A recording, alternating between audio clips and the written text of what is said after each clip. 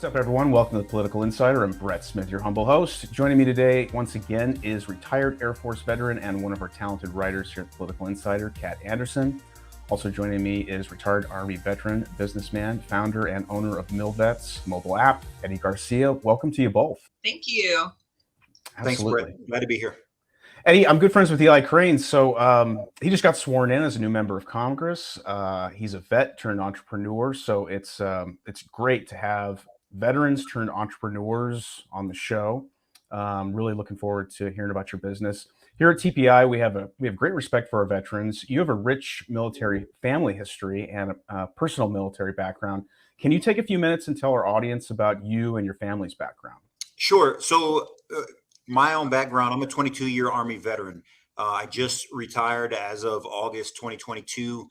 I spent the last 2 decades and some change serving our nation a little bit prior to 9/11. And then after 9/11, I became an active duty officer or active duty soldier, enlisted, turned officer for roughly the next 20 years. And so we never thought of service as anything special in my family because the elders just served. And so I'm originally from South Texas, near the Rio Grande Valley, if you're familiar with that area, Southeast Texas. And when we grew up, there was always an aura of military pride. And so my great grandfather, Andres Garcia, it was a private in World War I. So he fought in the U.S. Army and during World War I. His son, my grandfather, Ramon Garcia, he fought in World War II. My other grandfather on my mother's side was in the Army Air Corps during World War II. My stepfather, Raul Martinez, he was in the 173rd Airborne. One of the reasons I went to airborne school is because he told me, if you're going to go active duty, you're going to do it right, and you're going to jump out of airplanes. That way they respect you. And so when I was 17, I was still in high school, and there was limited opportunities in a small town, rural America. And so one of the ways that we knew to get out and see the world was through service. And so I joined the Army Reserves when I was in high school. I would go to school during the week, and on the weekends I was doing reserve drill. A week after I graduated high school at 17, I went to basic training, and then came back, did a couple reserve years, and then 9/11 kicked off. Like I said, kind of changed the world, changed my attitude. Went back to the recruiter. I said, my stepfather says I have to go to airborne school, and then I want to go fight these people that attacked our country, and the rest is pretty much history. And so the last 22 years have been a whirlwind. It's been a blessing to me. I've had a great career. I had a great career. And then stepping from the military into civilian life has been super exciting. I feel almost like a wild animal that's been caged in and regimented for so long that soon as I got out, I mean, there's a world of possibilities that I think are out there if you have the drive and the motivation and tenacity to just go after things that you're excited about. Mm-hmm. Yeah, absolutely. That's a great story, man. Incredible story. So it's such an amazing history in your family. What inspired you to create MilVets app? So the MilVets app is a mobile app that we just released back in September, at the end of September, early October. And so what the MilVets app does, it's a mobile app on your Apple iPhone. We don't have an Android version out yet, but it's in development. And so what it does for the user, which is the target audience, is a veteran who's in the process of transitioning, or someone who's already transitioned and it wants to stay in touch with the veteran community. It does a few things. On our menus, one of the things that it does is it provides military and veteran news and updates.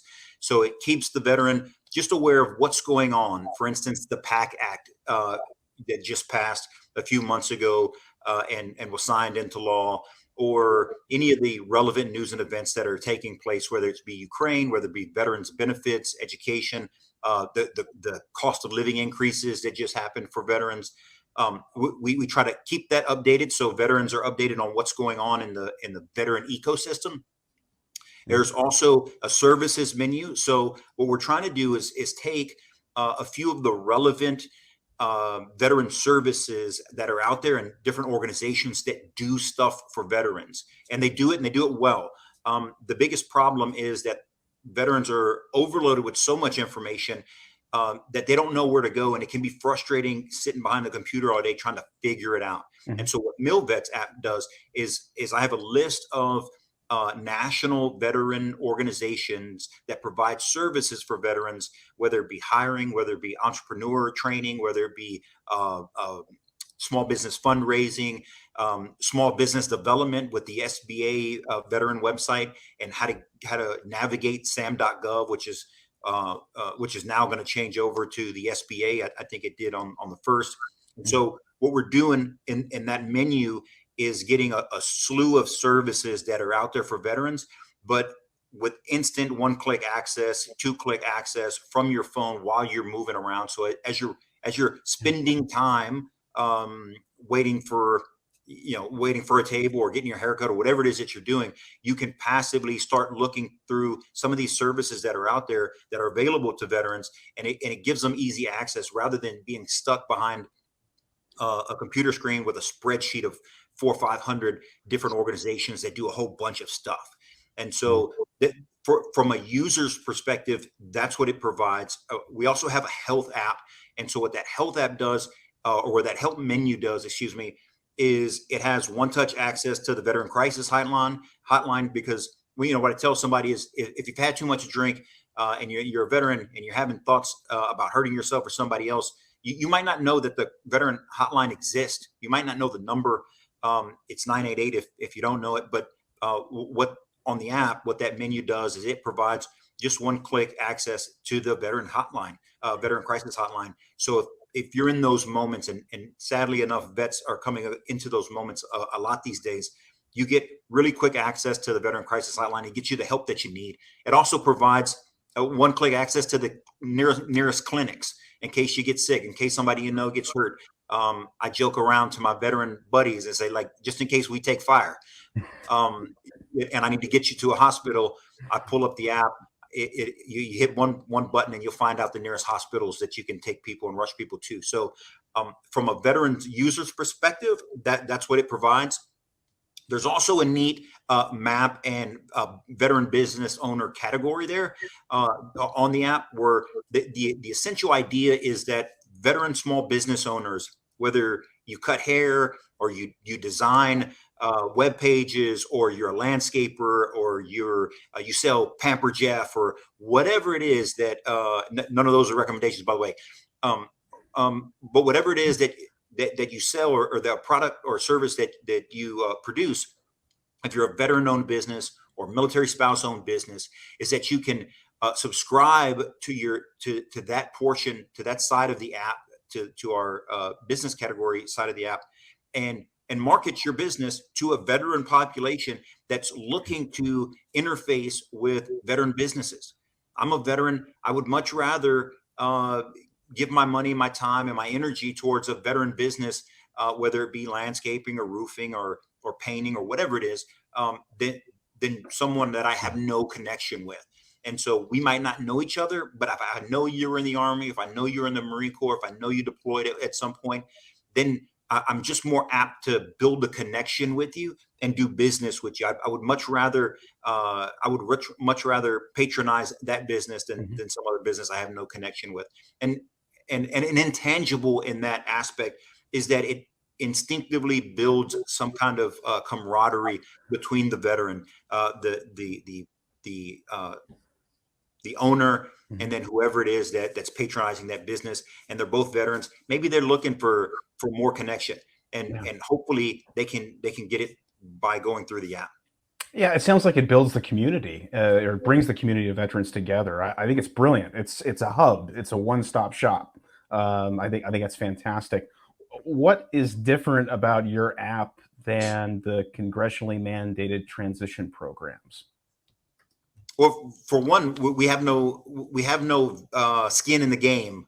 We have no pre-biases. We have no prejudices. There's no conflict with any of the organizations. The plethora of veteran organizations and ecosystems that are out there are important, and they all do relatively good work. Mhm. And there's no knock on any one of them. But if you're a hiring agency, you're not concerned with veteran health. And if you're in veterans health, you're not concerned with veteran finances. And if you're in veteran finances, you're not concerned with veteran small business loans or financing. Those are all separate things. And so if and I think I fell into each one of those categories that I just mentioned. So there's Mhm. 4 categories, for instance. Those are 4 places I have to go.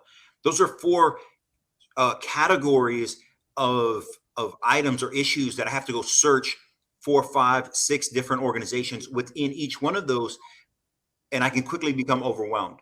And Mhm. so the transition process, uh, there, I believe that the intention as well to give a lot of information to the veterans so that they have decisions, they have information they can make decisions off of. However, there's a cost of diminishing returns. The more information you get, the aperture gets smaller and smaller, and what you can actually process, and then it becomes overwhelming. You flip the laptop down and you storm off, and Right. that's not a good place to be. And so Yeah, it's what like you can't see the forest from the trees, I suppose. Yeah, and so what the MilVets app does is, like, I'm agnostic to any of the organizations, Mhm. because it's not about me, and that's what it's going to take.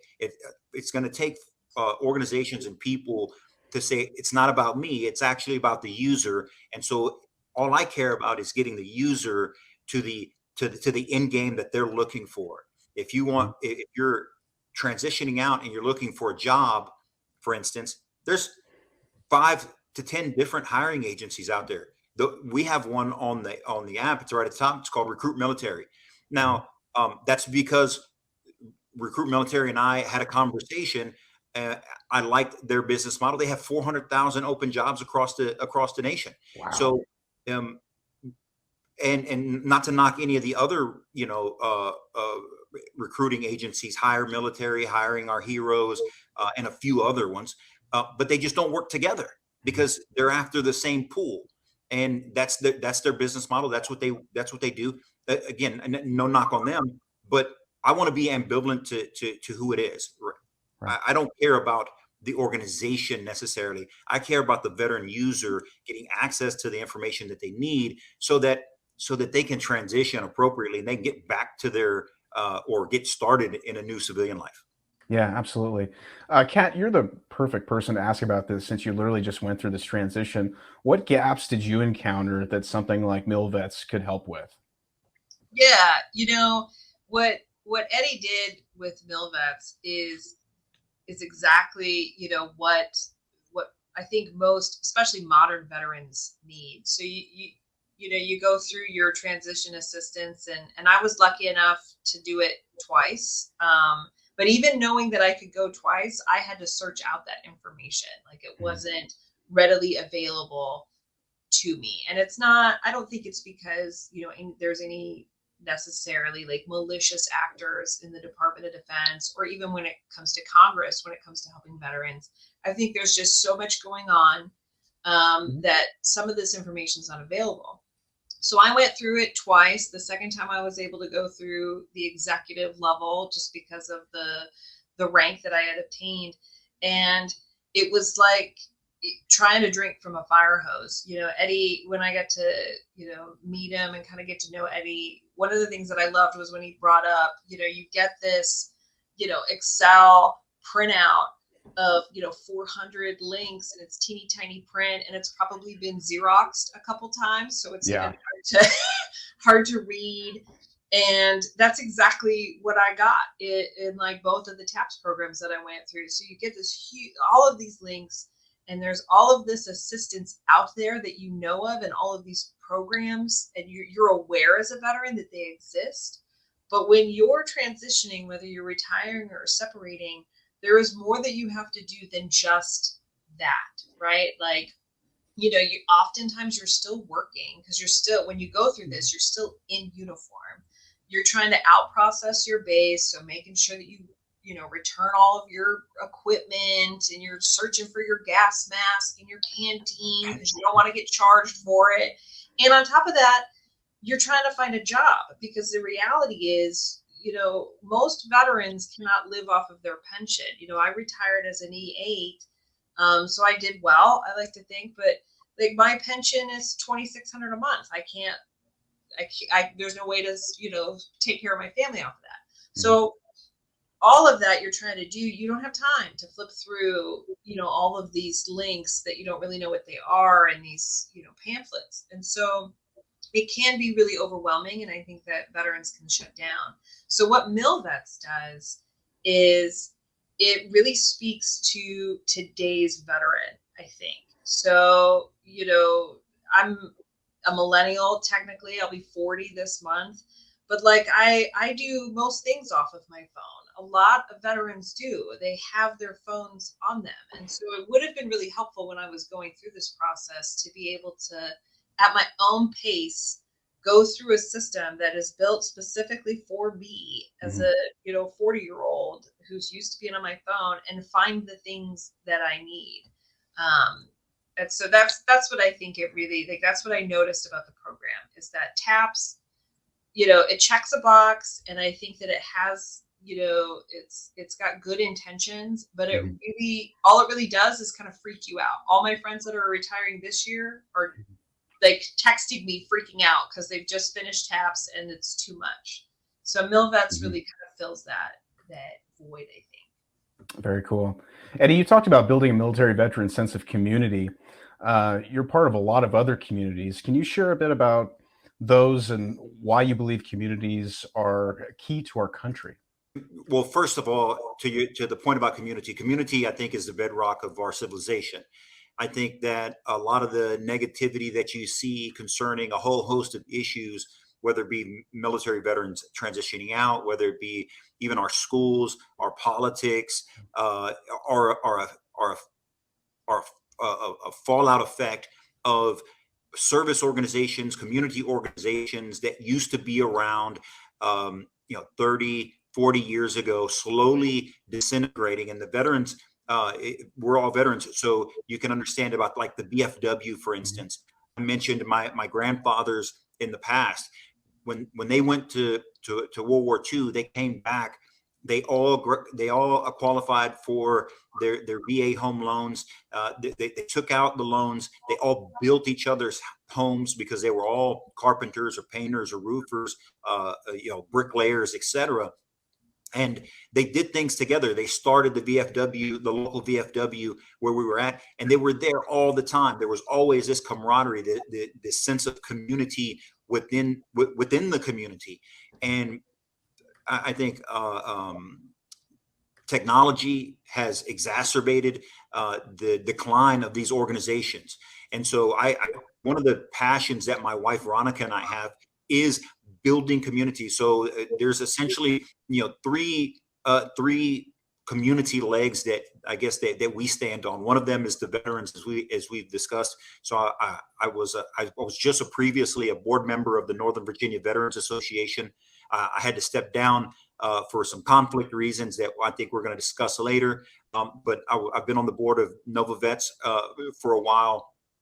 The other two legs are people of faith and the Latino community, because obviously I'm a Latino with a name like Garcia. And so my wife and I are in a lot of church organizations that do ministry for youth, that feed homeless. Just today, she's working at a food bank because they're in Arlington, Virginia, because that's what she does, once or twice a week, whenever she can. And it's important for us to give back to the community because, like I said, when I grew up, we didn't grow up with much money at all, or I would say any money at all. And so now that we're somewhat successful after all these years and taking what the military has taught us, if you're too important, then you can't take leave. Then the incentive is that you train the person behind you. If you're an E5, you're training that E4 to be an E5. If you're an E8, you're training that E7 to be a first sergeant. And so if you're not giving back to the community, if you're not helping others figure it out that are struggling, then what's the purpose of your own success? It's a little bit selfish in my mind. And so we always try to give back. And we do that through through those legs of community. So veterans, Latinos, and people of faith. Yeah. Kat, what about you? Same question. Yeah, when Eddie talks about, his grandparents, and one of the great things about being a veteran is that you're kind of in a built-in family because we have shared experiences, right? Like, I retired from the Air Force. Obviously, I had a slightly different, experience than Eddie, who was not in the Air Force, right? And I won't hold it against him. It's weird to jump out of aircraft, but it's fine. I'll let it pass. But we have that shared connection, like knowing, and that's actually kind of how I met Eddie, was randomly on LinkedIn. He happened to, like an article that I had written before I had even started working for the Political Insider. And I was kind of like searching for ideas on what to do as a veteran. And I just reached out to him. He didn't know me. I didn't know him. And we built, a connection. And that's what's really great about veterans. What can be kind of difficult, I think, for veterans is that, and it's a double-edged sword a little bit to an extent. So the type of veterans that you have now are much more diverse than the type of veterans that existed in our grandparents' day and age. And now that's not a bad thing. Like, I'm a female veteran. I think it's great that women serve. I think it's great that we're able to do more. You have just a much larger swath of population. But with that, you also have additional different backgrounds. And nowadays, too, when you retire, it used to be you always went home after you would retire or separate. And so now we kind of scatter to the wind. And I think that can sometimes, to Eddie's point, diminish, certain organizations that really helped kind of build community, like your VFW or your American Legion. And so I think what he's doing with MilVets really helps with that, like with it being able to connect to other like veteran business owners. But community really is important. I mean, I've tried to kind of stay involved with the veteran community. We homeschool. This is actually like my office and our school for our child. Right. And so, I've connected a lot with mothers in the area, and obviously I live in Loudoun County, so there's plenty of parents to link up with due to all the education issues that we've had. So I agree with Eddie. I think community really is everything. And I think, as much as I love, my smartphone and I love the internet, and a good part of my job requires me to live in that sphere, I think that it has made it very much more difficult for the younger generation from my age and younger to be able to build those community bonds. And being able to do it, I think, helps elevate other communities. I'd just like to add one more thing to that conversation. And so one of the blessings that I was blessed with in my career is I got a chance to work for a year for General Joseph Votel down at CENTCOM, who's in my opinion one of the greatest military minds of the last half century. Just because I think the world of him. But every time he would do a promotion, regardless of who he was promoting, he would always say, remember three things. One, trust your instincts, because that's how you got here. Two, use your rank for good. And the third one is to be a happy warrior, because nobody wants to follow somebody who's not happy, who's not excited about their job. And so at his level, at that 4-star level, in the way he would always preference it is that he would meet these 1 stars or 2 stars that he was promoting and, encouraging them or asking them, when are you going to pin on? What are you looking to do next? And he was always disheartened when they would say, well, sir, I'm about to hang it up because I don't want your job. And he would filter that message down to the 06s, down to the 05s. If you're a battalion commander, if you should be joyful of that position, and that you should be encouraging those 04s, those 03s that like, man, I can't wait till I have a battalion. I can lead troops. If you're negative all the time, who are you helping? You're only hurting the system. And so I think it's important that when we identify some of these shortfalls, right, and these challenges that vets face or people face in general with community, they're problems. But if all we do is complain about them and talk negative about them and bring light to the problem and not have a solution or not be working to fix it, then we're not actually helping anybody. What is the single biggest pain point for separating veterans that the government needs to fix? So I think it would be hard for me to choose between these two. So one, navigating the VA. Mm-hmm. The VA is this just huge, like, beast of stuff, and there's lots of good stuff, but it can be very difficult to know like what's out there. And I like to think I'm a pretty like well educated, and I spend a lot of time researching, and I still like probably at least once a month I stumble upon something within the VA that I'm like, oh man, I wish I'd have known about that, or like, oh, that's really cool. So I think being able to, I think it's one of those things where maybe it's just too large of a beast, or they just need to update the website somehow to make it less of like a magic carpet ride to try and find what you need.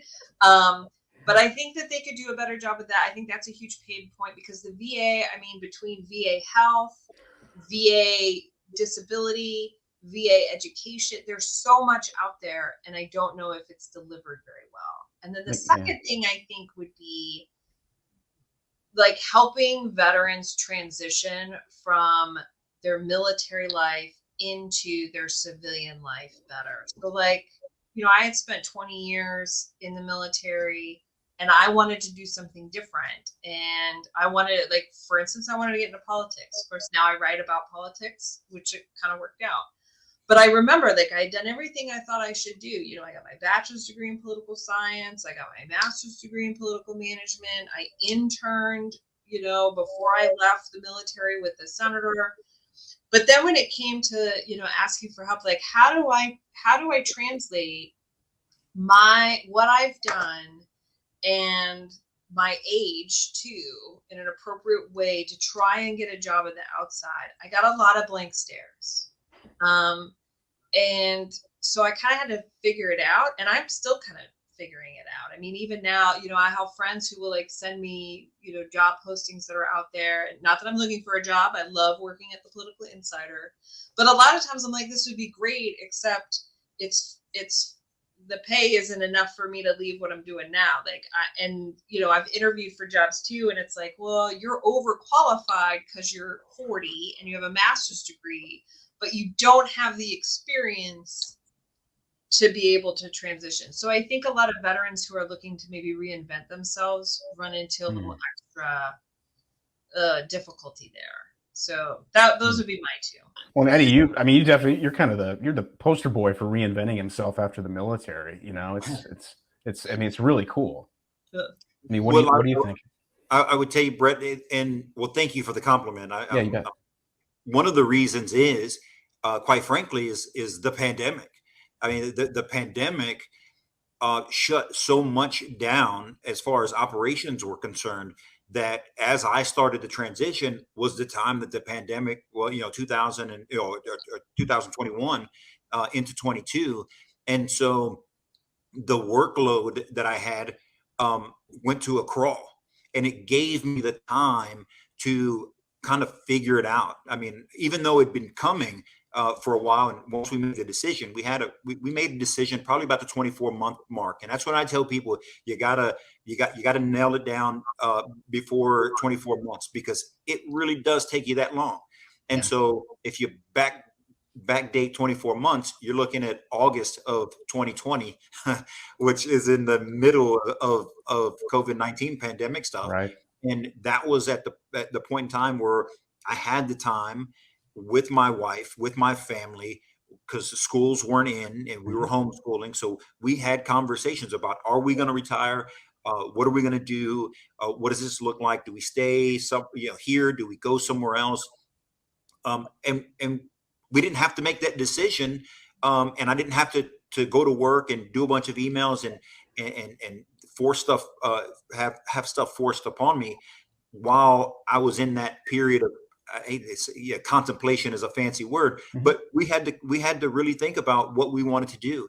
And then once we made the decision, then we just started putting together a plan and starting to execute it. And there was still stuff. I mean, the week, 2 weeks before I got out, there was still stuff I just wasn't tracking, mainly because of also because of the COVID pandemic aspect of it, because a lot of places still weren't operating 100%. So Right. trying to clear CIF and finance and things like that were difficult. But if you take if my one fix would be, I think that we have to block off at least the last 12 months for those transitioning soldiers, so that they can actually be left alone to do the things they need to do. And as a former commander myself, I know the devil's advocate of that argument is, they're going to let Joe not show up during the week. Then how are we tracking them? What are they doing? How do we make sure they're not in the ditch somewhere or doing something they're not supposed to? I got all that, but there has to be a happy medium to where soldiers understand the process that they're about to embark on and get it through their heads that they just need to pay attention. Also, those 8-hour tap days, I mean, it's pretty overwhelming, and people start to tune out after an hour or so. Yeah. And so a lot of good friends of mine, people that I've come to know over the last 2 years that are on LinkedIn or on social media that are in this veteran ecosystem, they put out some good, like, personal timelines and calendars that they've used on, this is when you should have this done. This is when you should file for your disability at discharge, right? Your benefits at discharge, and when you can go see the doctor, et cetera, et cetera. And so getting plugged into that ecosystem that exists, and again, those aren't government people. These are regular people who actually want to just help, and they have this information. We just got to be able to articulate it and get it to Joe as he transitions. Mm-hmm. Eddie, you made a big announcement recently. Why don't you share that with our viewers? So I'm entering the political fray. We just announced this past week that I'm running as a Republican candidate for the United States Senate from the Commonwealth of Virginia. And so bottom line is, I think America needs new leadership. I think that our country has entered a critical point, and we need leaders, I believe, that have sacrificed their themselves, and that are willing to continue to sacrifice their their time, their talents, their treasure for not themselves but for the community. And so, as a veteran and years of military service, that's been kind of ingrained to me and my family for generations before. And so I want to carry on that tradition, but in the political sense. And so I think that America's in need of someone who's energetic, someone who's passionate about doing the right thing, not about anything selfish or personal. And so what we're going to do is, we're hitting every county in Virginia for the next 22 months.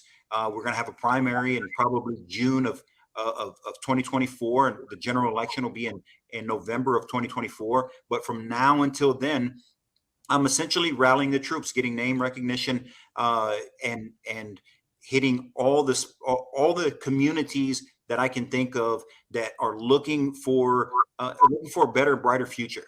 And so I always say I'm an optimist. Right? I believe in a better tomorrow. I believe in a better future. I believe that we need a government that actually works for everybody. The top do real well, and the bottom qualify for a lot of stuff. But the vast 80-90% of everybody else is in that middle, and that middle is being squeezed in a variety of places and a variety of areas, and they need representation too.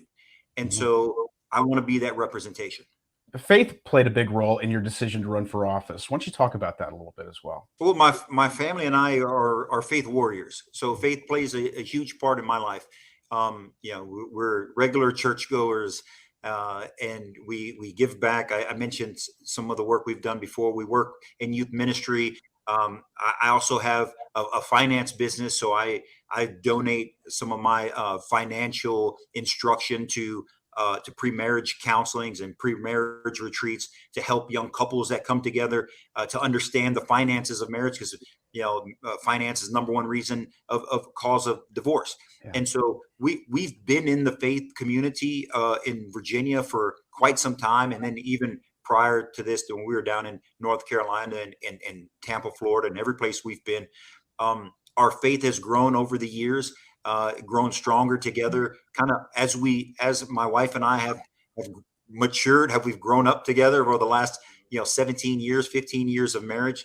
Our faith is stronger now than it's ever been. And what we've seen is that the closer we get with our faith, the closer we get to one another, and the bonds that we're building with community that are not centered around something that's selfish. It's not transactional. That you can give for me and I'll do for you. I mean, if you actually take your faith seriously, and you love your neighbor as yourself, and you try to do what's right and sacrifice yourself for your friends, for your family, as military guys kind of know in the secular sense. But if you take it a layer deep, I mean, if you scratch a layer deep, what you're going to find is that inherent faith, that calling inside of all of us, that God put there, that we are a people of communities. We're not meant to be alone. We were never meant to be alone. We're supposed to be with one another, and communicating, and bonding, and sharing, and breaking bread, and all these things. And when we live that way, I mean, my life has been the quality of my life has increased tenfold. And so it's a huge part of our faith. And I think that if I can send that message or spread that message across Virginia, across the country, about living right, and parents parenting and taking active role in your children's lives, and that you should have that autonomy, because you have that right as a parent. If we can send that message or bring that message to people, then it's all going to work out in the end. I'm confident. Hey, why don't you explain your dad's coalition as well? Yeah. So I have a friend of mine, and we were sitting down talking about coalitions. And so, most of the political campaigns you'll come across, they'll have coalitions, coalitions of women for such and such, or firefighters for such and such, or veterans for such and such. And we're building those coalitions now. Again, we're in the infancy of the campaign, so I have a couple coalition leaders built out. And one of the coalitions that my wife and I and some others were talking about was, we're dads, right? In this environment that we've created for ourselves over the last 5 years, maybe longer than that, maybe 10 years. There's always a lot of focus, politically speaking, on the moms against whatever, moms against drunk driving, the moms for whatever, and those are all. There's nothing wrong with that, Right. but there is a noticeable absence in my mind about political and community outreach towards fathers, and encouraging fathers to be good fathers. Currently, Brett, I'll tell you the truth, I'm in about 5 different men's groups, and right currently, Yeah. that and I never wanted to be in a men's group, much less ever lead a men's group, because as a veteran, I just wasn't built like that. We never. It was hard to build bonds because you're always PCSing from 2 to 3 years, and I deployed a lot over the last decade or so, and so it was hard for me to build bonds. And then when I came to Virginia, and I quote unquote took a knee, I didn't know how to take that knee, because I was still in the mindset of always being on. Mhm. And so many years, I spent years in the 82nd. They have an 18-hour recall process, so you can't go anywhere, you can't drink. You always got to be ready for that phone call. As a commander, you're always on call, no matter what time it is, no matter what day it is. When I was in Germany, we had a response mission to anything happening in Europe that required a 2-hour notification.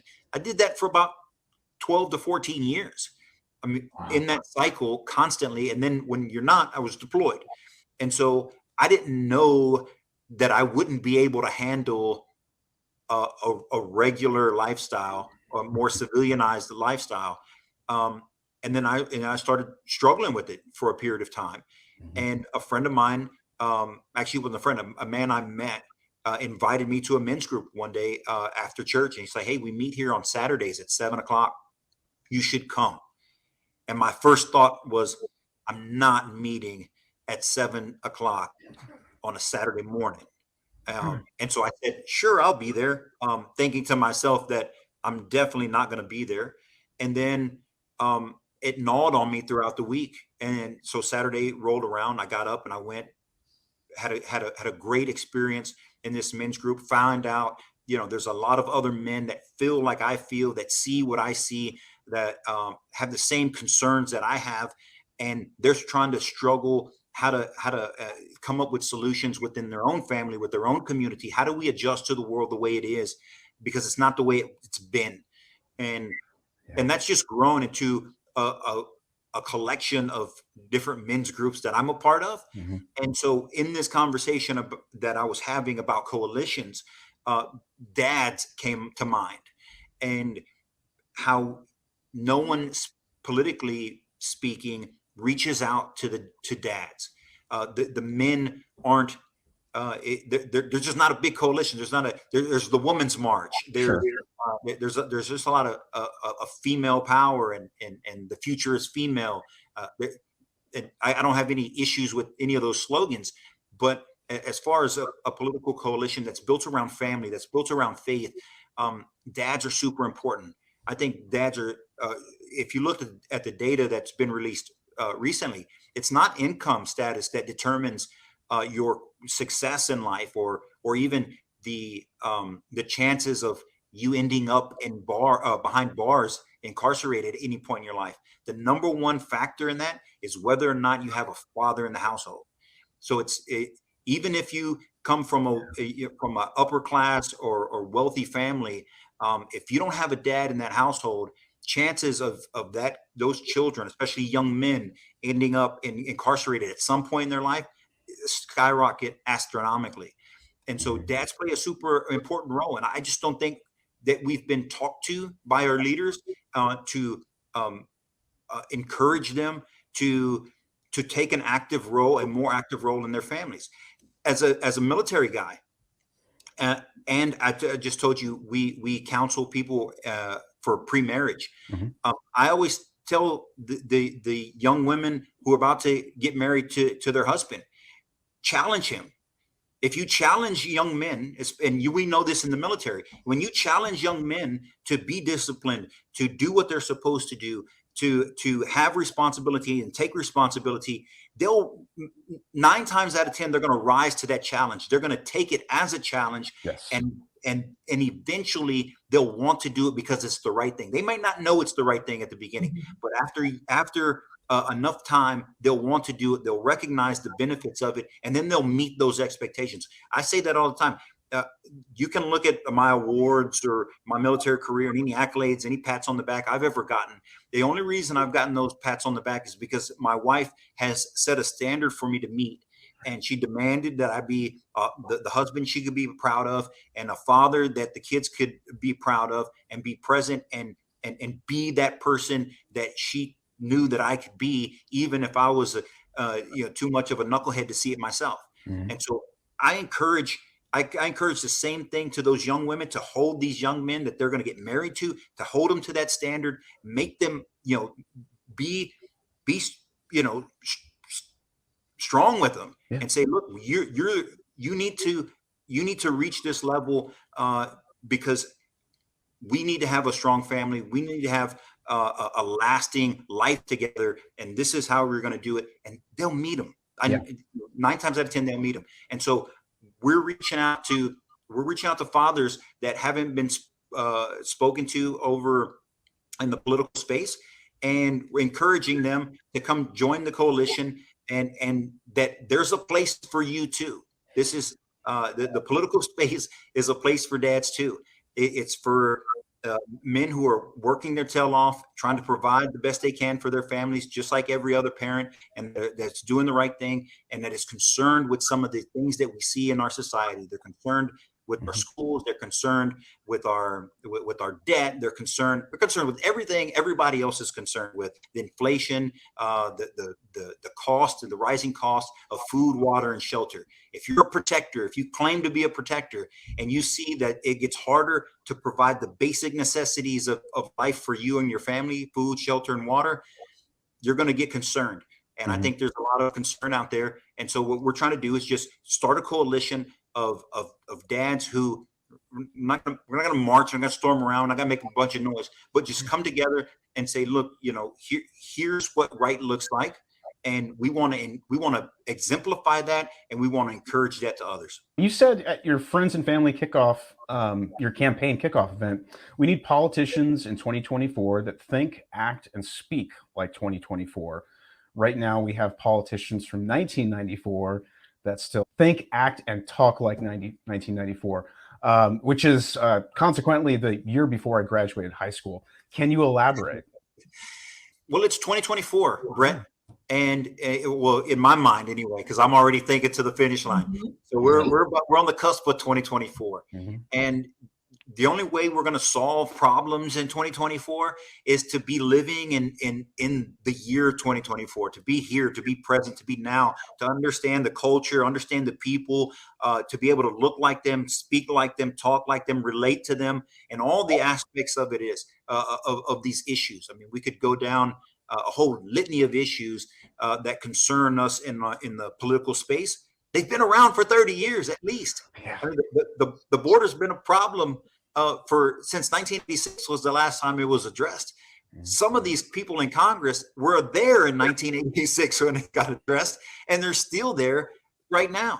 Mm-hmm. And so I use the 94 2024 as an example because, well, for one, it sounds cool, but also we have politicians here in Virginia. The incumbent senator from Virginia is Tim Kaine. He's been around since 1994. I mean, has been a politician, going on 30 years. And so, in my mind, if you actually want to reach people of today, if you're upset because young people don't vote as much as maybe we would like them to, well, maybe they're not voting because they're not engaged, and maybe they're not engaged because you're not engaging with them, or they can't relate to you.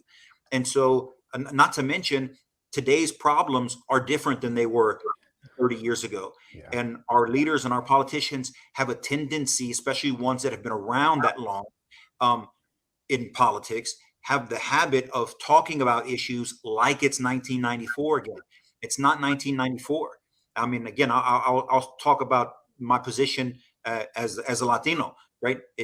Latinos make up 19% of the population. So if you go back to 1970, that's 50 years. If you go back to 1970, Latinos were 4.7% of the population, almost nothing. Now we're 19, almost 20, approaching 20% of the population. That's a huge demographic. And you have to address the needs of this community. How are you going to do that if you're still fixated on the way things were because y'all are fighting over old grievances or past policies that worked or didn't work or whatever? I'm not interested in that. I don't think the American people are interested in that. I think what they want problem solvers and people that they have confidence that can actually solve problems. Because if you couldn't solve them 30 years ago and you haven't solved them today, what makes us think you're going to solve them tomorrow? And so I truly believe that we're looking for statesmen, not politicians. We're looking for people who can relate to the population today. And once again, we're going to make our way around the state of Virginia, and we're going to give it to them, and we're going to give them that choice.